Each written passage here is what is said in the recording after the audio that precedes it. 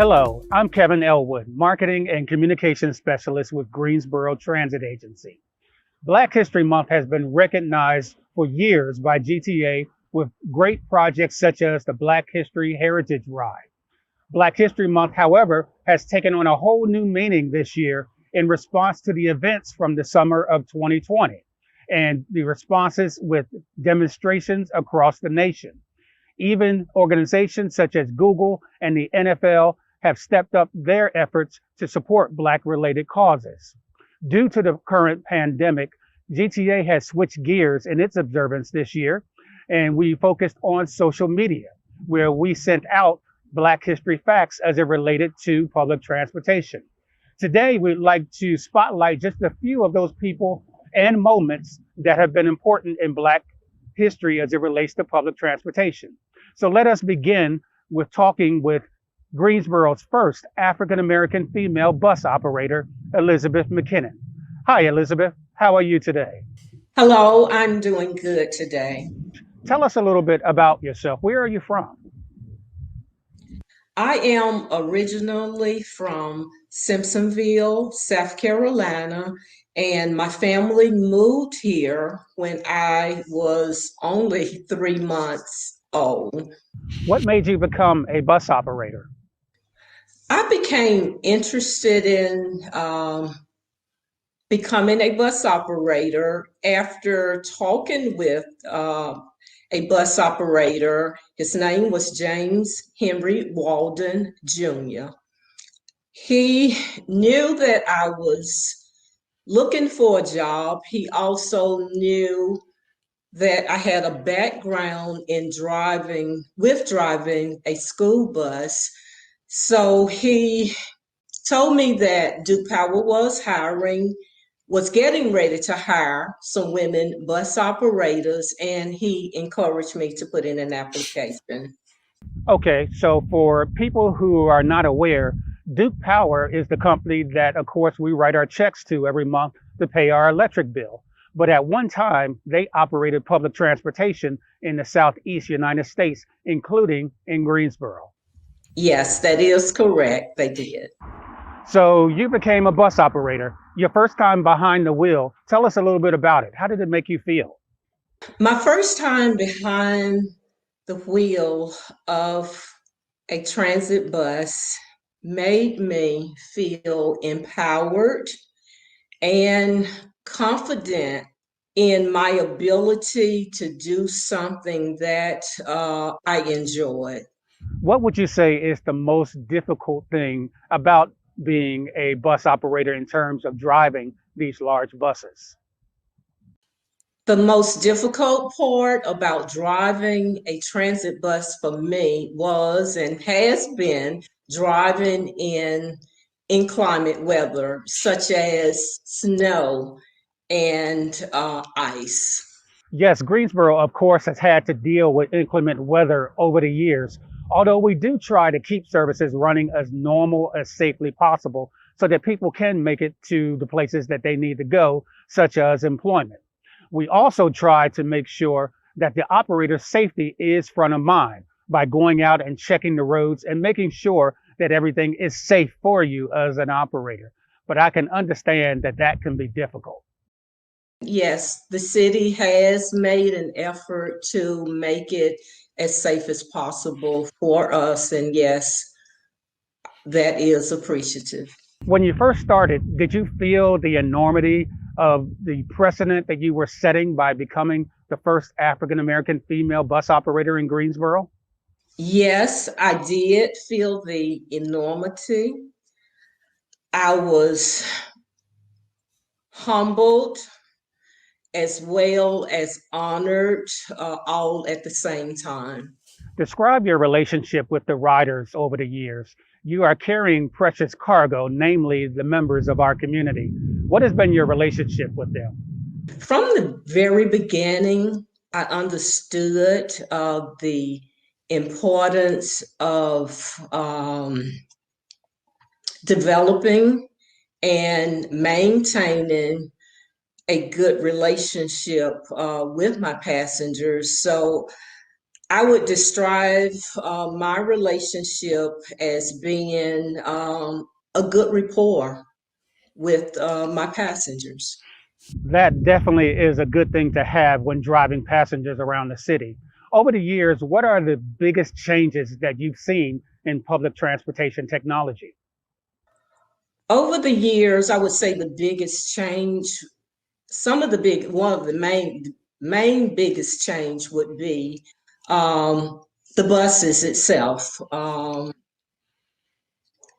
They are more modern, more updated from what I had been used to, especially whenever I first started. Uh, One of the other biggest changes I would say is the communications, the radio communications and the GPS system. Just having the ability to communicate with our dispatchers, supervisors, also our fellow operators, and if we needed, we had the accessibility to speak directly with our 911 dispatch. Those are some big changes. One other I'm sure that you enjoyed is the fact that riders no longer have to guess where the bus is because they can take out their phone and look at the free Transloc app and see exactly where Elizabeth McKinnon is and how long until you arrive at their bus stop. Yes, that is correct. That's definitely a big plus as well. Over the years, is there anyone that you give credit for mentoring and supporting you during your tenure? Yes, that would be my parents. My parents were both great examples for me. They taught me good work ethics. They taught me to be respectful and kind to everyone, regardless of their economic status, race, or beliefs. It has been 40 years for you in this industry. Did you expect to remain in public transportation for this long when you stepped on your first bus? Yes, I did. And I say that because I enjoyed being an operator and I did not have any plans or any reason to want to change to a different profession. So you were perfectly happy with driving the citizens of Greensboro. Yes, I was. February 1st, 2021 was the beginning of Black History Month, and it was an important day for you as well. Why don't you tell us about it? That was my actually my official retirement day. Retirement after 40 years driving not only for our current transit contractor, Keolis Transportation, but also Veolia Transportation, and before that, Duke Power Transit. So you pretty much have had a long tenure with several organizations. Yes, I guess yes, you could say that. And I am sure that they have shown you much love for the time that you have spent and the services that you have provided to the community. Do you now have any post retirement plans? While I am excited about the next chapter of my life, at this time I do not have any immediate plans. So you're just going to enjoy retirement and whatever comes is whatever comes.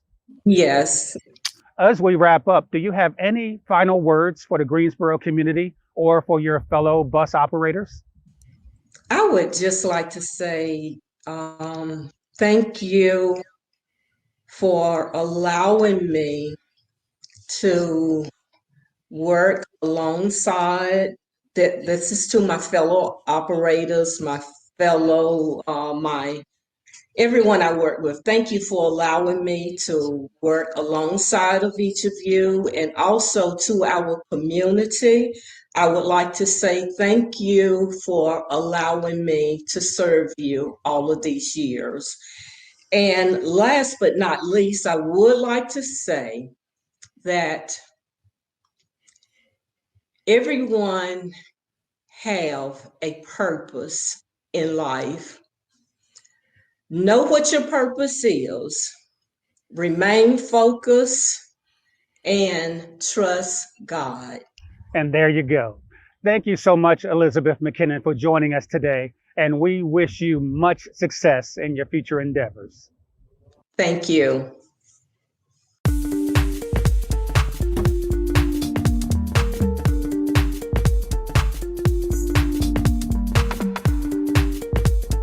We wish Elizabeth well on her retirement and the next phase of her life. Of course, prior to her starting her service, segregation laws restricted how African Americans could travel on the bus, and popular attitudes made that travel less than ideal. In one local community, members said, "Hey, if we can't ride your bus the way we need to, we'll create our own system." To tell us about this groundbreaking achievement, we visit Winston-Salem, North Carolina, to speak with Tina Carson Wilkins from Winston-Salem Transit Authority. Hello, Tina. How are you today? I'm great, Kevin. How are you? I am well, thank you. We are looking at Black History Month through the eyes of public transportation, and we are honored to talk with our compatriots in Winston-Salem because you have a very interesting story to share. Can you tell us about Safe Bus? Oh, yeah. Hey, listen, the documented history of Winston-Salem includes a lot of information on successful businesses, but there wasn't a lot of information available for the about the Safe Bus Company, which to this day was the largest transportation system in the world, owned and Wow. operated by African Americans. Wow. Yeah, they started in, I guess, 1926 when the transportation for citizens of East Winston was kind of challenging. I think early in the 1920s, there was a jitney services operating in Winston-Salem, and they operated in such a cutthroat fashion that the mayor at the time, Mayor Thomas Barber, suggested that they either work together or decide not to be able to work at all. So they got together. Trolleys didn't serve the East Winston area at the time. Duke Power had trolleys that went on north, south, east, west tracks. And so East Winston residents were left out of that, okay? Jim Crow public transportation laws created the necessity for privately owned jitneys. And so when Ralph and Harvey Morgan came back to Winston-Salem after being in the military, over in Europe, they were transported by jitneys. And so when they came home, they said, well, hey, let's start a jitney service. And they did. Interestingly, though, 27 jitneys were operating in Winston-Salem by 1923.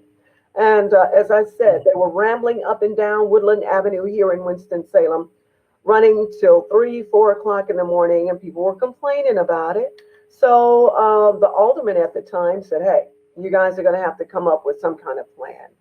They did that, so much so that 35 jitneys started operating in Winston-Salem at the time. And so, and yes, it was cutthroat. So if someone might have been standing on the corner waiting to pay their nickel to the jitney owner of the Blue Dismukes jitney, and someone else came along and that person got in that particular jitney, created some problems there. 20% of the city was covered by the jitneys. The other 80 was covered by Duke Power through the trolleys and through Southern Public Utilities, which was a bus system that was operating at the time. And so Mayor Barber suggested that they get together. They did. About 21 of the jitneymen went to the Lincoln Theater, which was owned by an African American. And when they got to the Lincoln Theater, they said, let's either work together or come up with a plan where we won't be encroaching on each other's, space or areas. 13 of those men pledged their life savings to get the company started. Each one was allowed to purchase stock at $100 per share. And they were granted a charter by the state of North Carolina on May 26, 1926. Now, bear this in mind. They raised $100,000 to start the company. in 1926. So operations started on June 1st of that year. Some of the original owners were Harvey Morgan, Joe Miller, George Dillahunt, John Adams, George Ragsdale, Elliott Davis, Jefferson Harrison, C.T. Woodland, Charlie Peebles, Ralph Morgan, and Elijah Miller. And of those gentlemen, 11 of these gentlemen became officers of the company, and there were 2 silent owners. And so, operating a system, they knew it was going to, be a lot to that. They knew nothing about operating a transportation system. So they put together a public transit system that functioned in 20% of the city of Winston-Salem, and they were profitable throughout the years.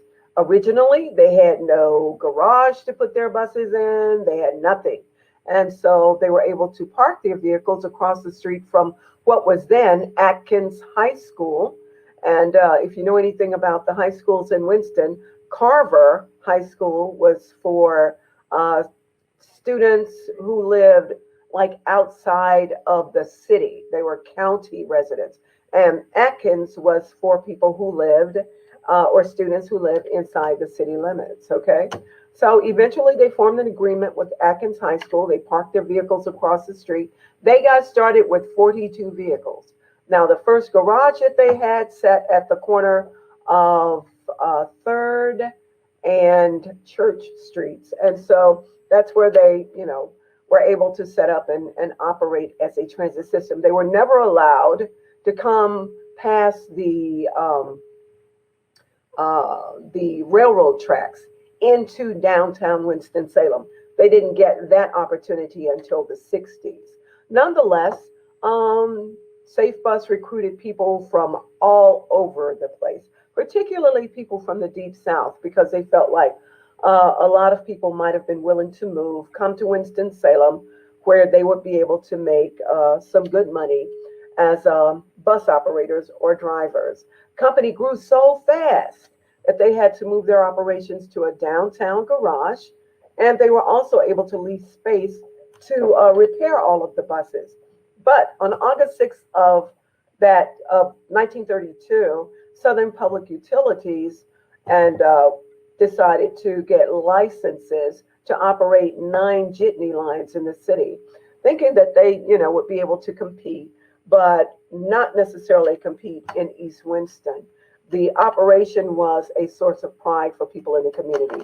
In 32, Charlie Peebles was elected president of the company.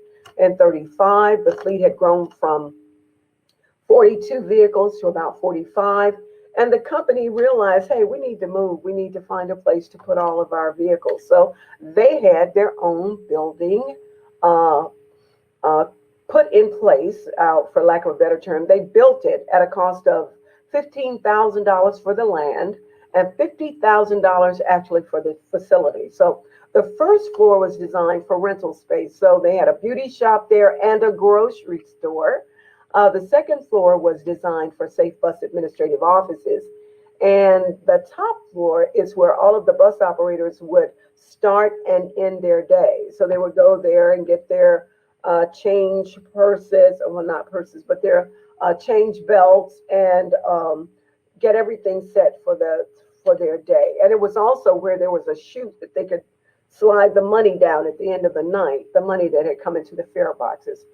There was a problem, though. In 1945, 2 transportation systems were operating, and so Duke Power started feeling that crunch a little bit because, as I said, Safe Bus took care of all of the transportation needs for the citizens of the East Winston community, and that's where African Americans went.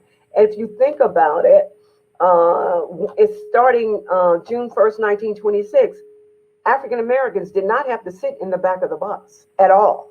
Once Safe Bus hit the road, our passengers, and I say our because the Winston-Salem Transit Authority inherited the system in 1972, but our passengers were able to sit any place that they wanted to sit when they boarded that bus. That's Most great. of the officers there were college educated. They were children of the owners of Safe Bus Company, and they would graduate college and come and work at Safe Bus once they graduated, or they would take their summers there. Uh, During Pearl Harbor, the company had planned about a $750,000 expansion, but all of that changed with Pearl Harbor. So they were not able to buy more buses, but they did take over controlling interest in a cab company that was African American owned. It was Camel City Cab Company. And when Camel City joined them, they had 36 cabs with two-way radios. So when people called in, the dispatcher could just simply let them know, they were to go to whatever location. Now, when Camel City joined, they brought with them 4 shop mechanics, 4 radio dispatchers, 2 traffic men, 49 regular drivers, and 6 administrators. And they had a 24/7 operation with a fare of 35 cents citywide.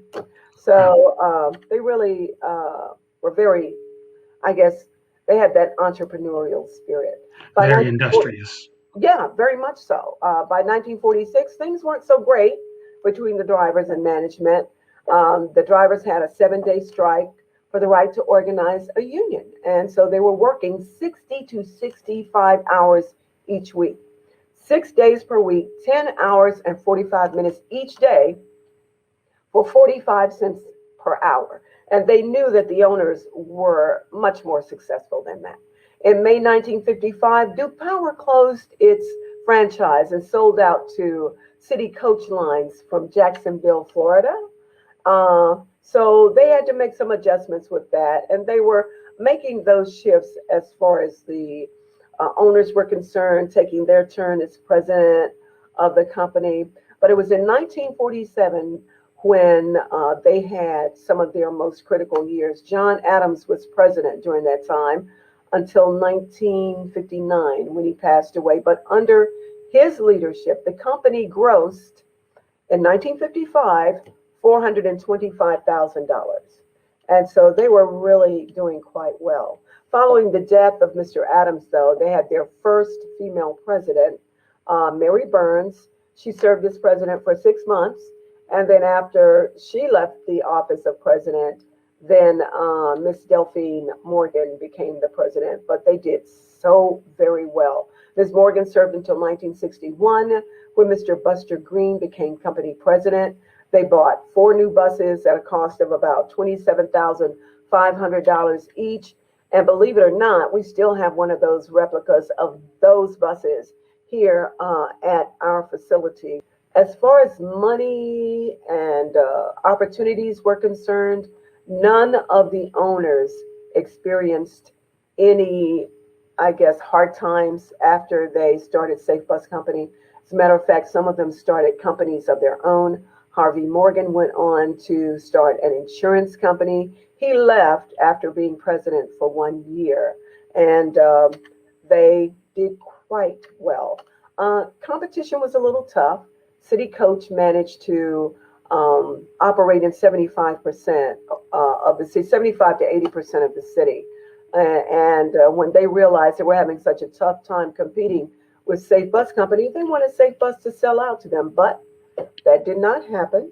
And by 1965, the competing bus systems, Twin City Coach Lines and Safe Bus, were more or less at odds with each other. And when Safe Bus refused to sell out, Twin City went down after a 10-month strike of their operators. They wanted better pay, they wanted better vehicles, and Twin City wasn't willing to invest much more money into an operation that they felt wasn't working anyway. So by 1968, Safe Bus Company was responsible for providing transportation for all of the residents in the city of Winston-Salem. To say it was tough, yes, it was, because some of the practices that Safe Bus had put into place, for instance, selling all of their old vehicles to Cuba. That's one of the things that they did in order to, reap some of the funds back that they had put into buses. And, they were kept very well because of the mechanics that they had in place made parts for the buses. So if there was a problem and a mechanic could make a part for it, they were all the better for it. But when Safe Bus took over the city's transportation needs, rather than a 20% area of the city, they started to lose money by providing transportation for the entire city. And some of the old attitudes about segregation made it difficult for them to be profitable. They lost 40% of the riders who once used the other bus system. The integration of schools in Winston-Salem and Forsyth County also caused problems. So those little yellow buses that were out traveling all over the city and county created a loss for them because Safe Bus once was transporting students to and from school every day. So prior to integration, Safe Bus transported them, but when those buses came out, their revenue did suffer for it. I think we normally say segregation was the reason Safe Bus started, but integration ended it. The Winston-Salem Transit Authority was created through the authorization of legislation passed by the North Carolina General Assembly in 1968. And the Winston-Salem Transit Authority was in place because once Safe Bus started taking over transportation for the entire city, then the city of Winston-Salem wanted like an organization or an authority to oversee the operations. Although Safe Bus did have its own general manager as well as other officers in place to operate the system. But following an expansion of services in 68, it became, just hard for them to make money as a private transportation provider. And more people bought cars during that time. Fewer rode the bus. The city of Winston-Salem purchased the assets of Safe Bus Company in 1971. And then on December 1st, 1972, the Winston-Salem Transit Authority, or at the time, Winston-Salem Mass Transit, became solely responsible for providing transportation for the citizens of Winston-Salem. And the rest is history. So it's a story that a lot of people don't know about, and it saddens me that they don't, because it's a piece of our history here in Winston-Salem. I've had people approach me from New York, particularly Maryland, because some of the family members of the Morgans still live in the Baltimore area, and they come down during Juneteenth and are particularly proud of the accomplishments of their family members, as well they should be. But there's still some of the family members of Safe Bus who are here in Winston-Salem, and we rely upon them at times to share information with us. For example, the very first female operator, bus driver, Priscilla Stevens, she left Winston-Salem Transit. Well, she left the Safe Bus Company and went to work at the tobacco company as a truck driver. She was the very first female truck driver. And then she went to Greyhound, and from where she retired. And we also had some people who were with the company who joined out of the military, because Safe Bus had a history of hiring veterans. And so some came out of the military into service with Safe Bus Company, stayed with the transit system once they transitioned to the Winston-Salem Transit Authority, and eventually retired from WISTA. So it's the history is so rich that we really are proud of it. That is definitely something to be proud of. That connection from Safe Bus to today's Winston-Salem Transit Authority.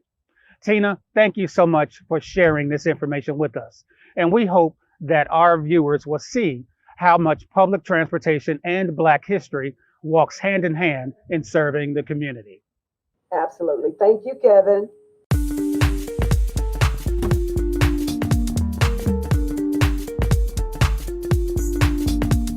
Now, segregation in this country did not just apply to buses. Trains were notorious for denying equal rights to African Americans. In fact, our depot here in Greensboro was at one time segregated. The beautiful architecture facing Church Street was once the entrance for whites only. This door here served as the colored entrance. Through these doors passed traveling Blacks who encountered separate and unequal accommodations, including one Dr. Charlotte Hawkins Brown, founder of the Palmer Institute in Sedalia. On one particular day, her train trip from Greensboro to Memphis was anything but ordinary, even in the days of segregation. To share the details is Lacey Wilson, director of the Palmer Memorial Institute. Hello, Lacey. How are you? Not too bad, Kevin. How about yourself? I am doing great. Thank you for joining us today. To start off, can you tell our viewers who are not familiar, who exactly is Charlotte Hawkins Brown?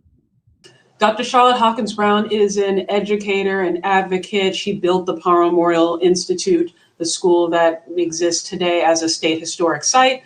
She built it as a private boarding school and lasted from about 1902 to 1971, teaching and graduating over 2,000 students here as a private boarding school. Students learned about all sorts of things, mechanical techniques, liberal arts, agricultural skills, art, languages, all sorts of things were being taught at this school. She is also an advocate and in a variety of social issues as well, giving speeches across the country about racial equality, criminal justice, suffrage for women, but especially for Black women, and has her hand in a lot of pots.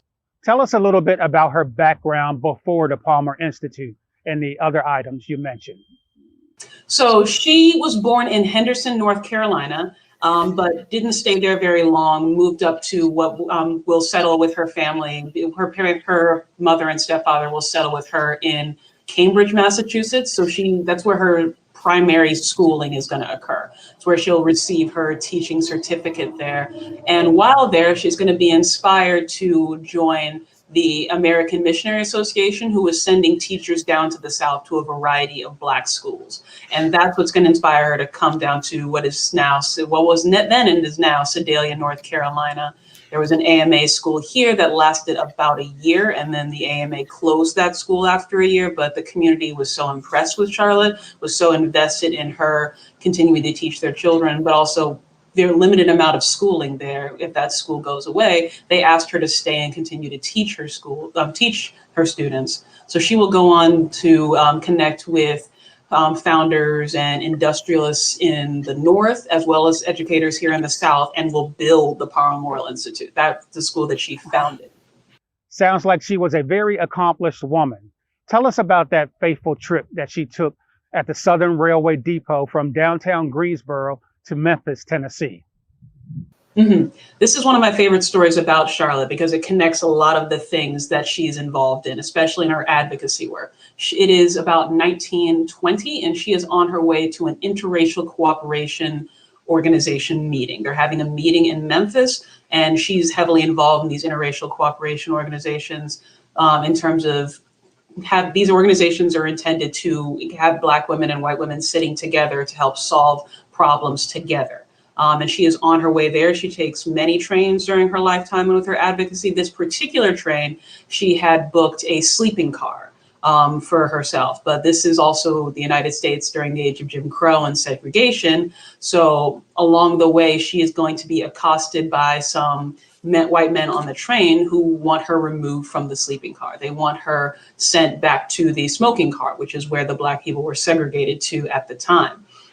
She's upset. She's embarrassed by this, and she will. But the threat is either she's going to go back with them to the smoking car train, or she's going to be thrown off the train.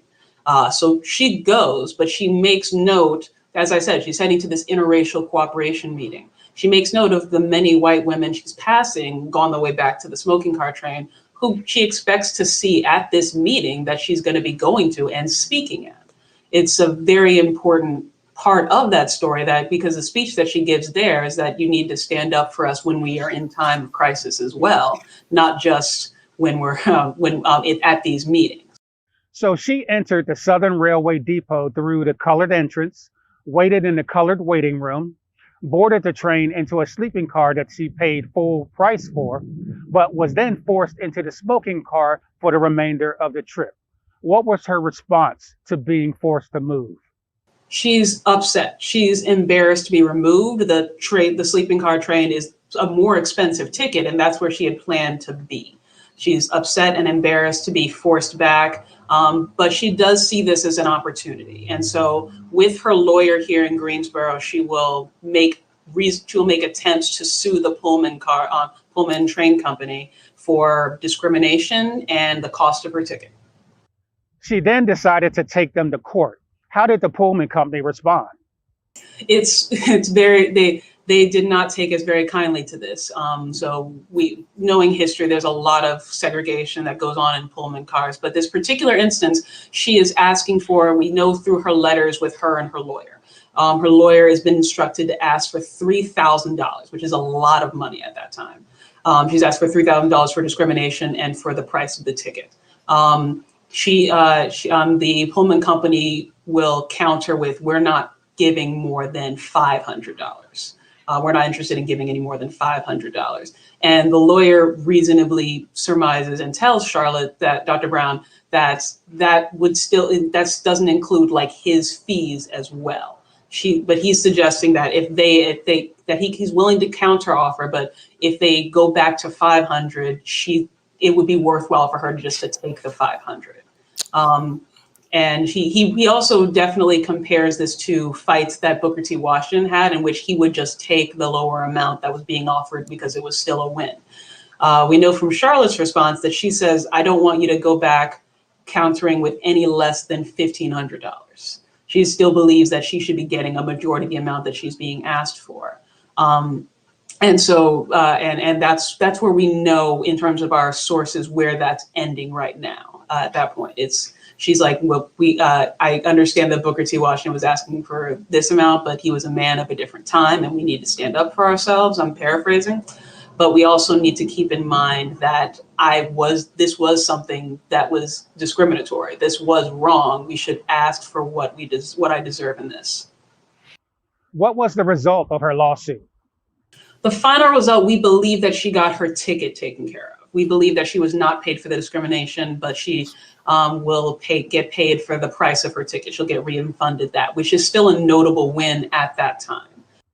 What impact do you feel that Dr. Charlotte Hawkins Brown had on civil rights when it comes to public transportation or society at large? So specifically in public transportation, there are a lot of discrimination suits that happen regarding public transportation throughout America's long history. This is an example of something that we don't really think of as part of the civil rights movement, but is part of the longer civil rights movement. And this allows us to see how people are able to make changes and still fight against discrimination, even around 1920, 1921. That's notable. This is not the first time that she sues, and it will not be the last, but it's the one that's most notable because of the story that she tells at the conference with the Interracial Cooperation Organization, and from the letters where we can see direct numbers of what she's asking for. In terms of her influence on discrimination and civil rights long-term, not just with transportation, there's a lot to be said. She opened a very prosperous, very well-beloved private boarding school for Black students, where a lot of students were able to graduate, to get skills, and they all attribute their successes back to this school and the influence of her creating this school and being able to have it. When we look at her work involving suffrage, we can see her advocating for Black women to get the right to vote at the time that white women are starting to get the right to vote, which is an important voice in that story. She speaks on so many issues during her lifetime and involving education, criminal justice. It really, you can see the many kinds of, when you look at the kinds of speeches that she's giving and the kinds of things she's involved in, you can really see the long history of a lot of these issues. And you can see how people can begin to make strides even today because there's a long history behind it. So I would say that involving her lawsuit specifically with the Pullman, you can see that she's able to start to make changes and start to fight back against discrimination as early as 1920, 1921 in that particular example with transportation. And when we look at her long legacy of her lifetime advocating for students, both as students and beyond as people, we can see the many different threads of advocacy that exist throughout her life that connect to so many today. Lacey, we thank you for joining us today, for sharing this information on Dr. Hawkins Brown. And we encourage the viewers to visit the memorial Institute if they get an opportunity. Can you tell us where it's located? Absolutely. We are at 6136 Burlington Road. If you drive along there, we're a large site, but if you go to the visitor center, that's the best way to come and meet us there. We do tours on all the days that we're open. That is Tuesday through Saturday, and those tours are at 10, 1, and 3. We are currently doing outdoor tours, but we're hopeful that we'll go back to doing indoor canary tours as well. Our website has a lot more information, as well as our Facebook page. So if you look at the Charlotte Hawkins Brown Museum, you'll find us from there. But our website also has a lot of digital resources. So for those who are unable to come right out, you can see a tour of Canary Cottage on our website. You can see a campus tour on our website as well. And we did put up a digital exhibit from a UNCG student very recently about the Palmer Memorial Building, which was the big classroom building that the school had. And of course, COVID prevention guidelines will be followed for live visits. Absolutely. Please bring a mask and be maxed up on the site. We definitely encourage, especially depending on the nice weather, it'd be great to come down and take a nice socially distant walk throughout the former campus. So we have discussed just 3 moments where Black history and public transportation meet. There are plenty more to be discovered online or by visiting museums and historic sites. Take the time to learn this important history. I'm Kevin Elwood, and remember, Black history is American history. Take care and stay safe.